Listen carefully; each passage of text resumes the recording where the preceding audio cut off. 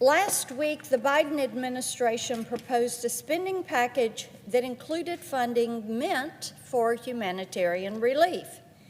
$3.5 billion for migration and refugee assistance in Ukraine, Israel, and Gaza. $5.7 billion for the U.S. Agency for International Development. The Biden administration says that our money will pay for, and I quote, life-saving humanitarian programming in Israel and areas impacted by the situation in the West Bank and Gaza, end quote. We have two problems to address. First, the United States government is scared to call the terrorist attack a terrorist attack. Second, this is just one more embarrassing example of the Biden administration's two-faced approach to the people of Israel.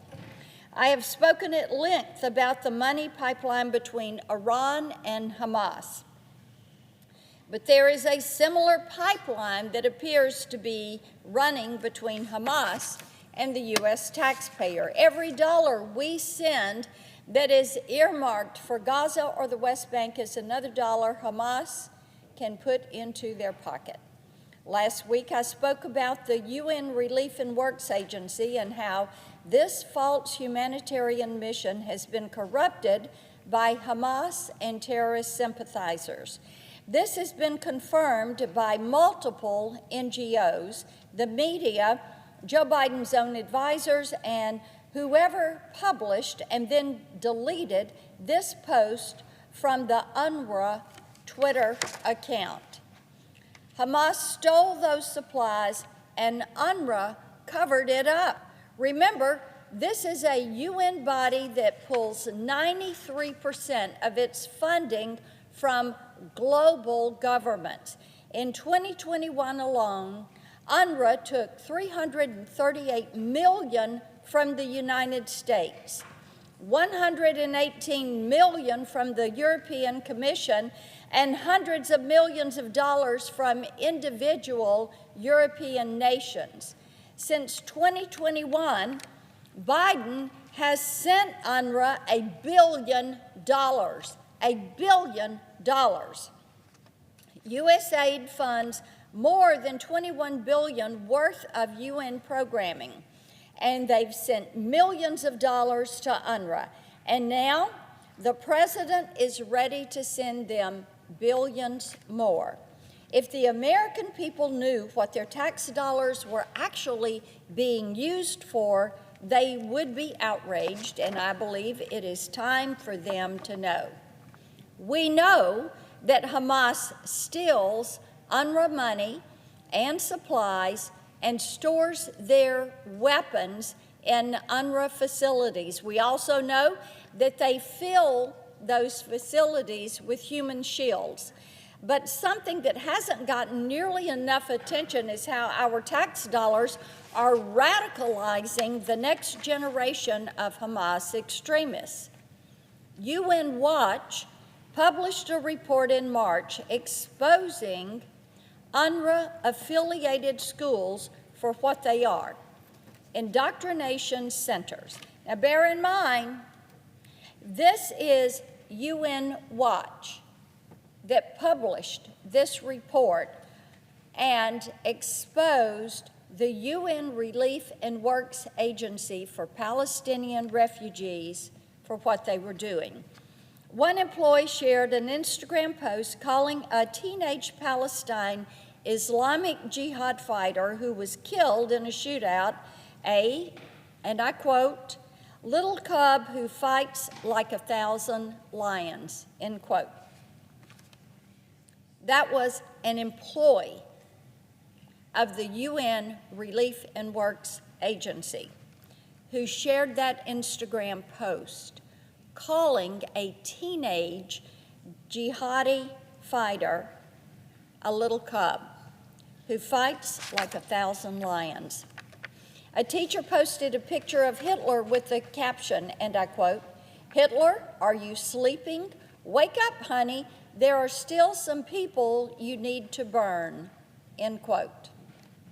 UN Watch also found official curriculum from last year's celebrating Dalal Murabi.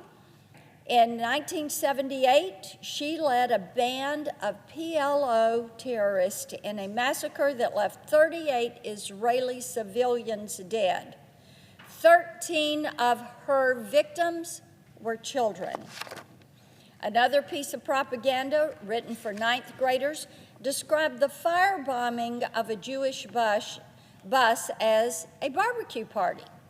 One UNRWA teacher assigned seventh grade boys anti-Semitic poetry that urged the students to expel Israelis with blood and flesh from Palestine. All of this was subsidized by the American taxpayer. Hamas is responsible for the October 7th massacre in Israel, but anyone who believes that Hamas is a solo actor is willfully ignorant. They have support. And right now, Biden's foreign policy is providing much of that support, not only through the money pipeline, but through his absolute refusal to keep Iran in check. This isn't just a U.S. problem, it's a worldwide problem that we will not solve until the money stops flowing and Hamas is eradicated. Fortunately, at least when it comes to UNRWA, accountability is built in. Global governments provide that funding, which means we can take it away. The U.S. needs to step up and lead. I have introduced legislation to halt that funding until Iran is expelled from the UN and investigated for violations. We have to get this job done.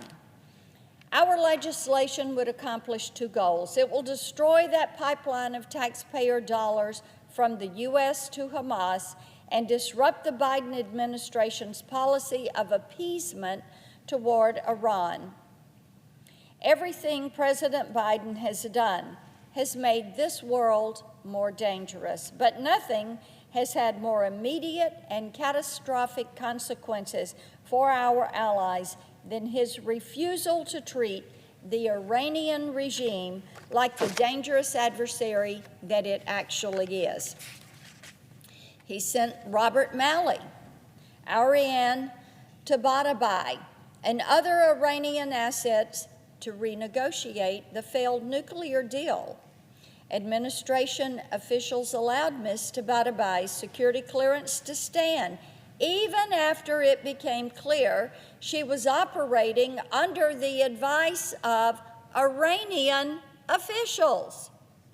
He agreed to hand over a $6 billion ransom payment and then insisted that the world's most prolific state sponsor of terror would dedicate every penny to humanitarian aid.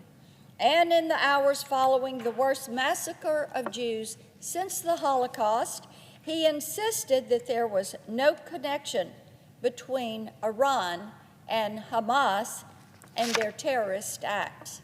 Never mind that a week later, Hamas leadership met with the Iranian foreign minister in Qatar. Biden's foreign policy is fatally flawed. That has become evident. And if we don't force him to reverse course, he will further endanger the American people and our allies and our safety and security. I yield the floor.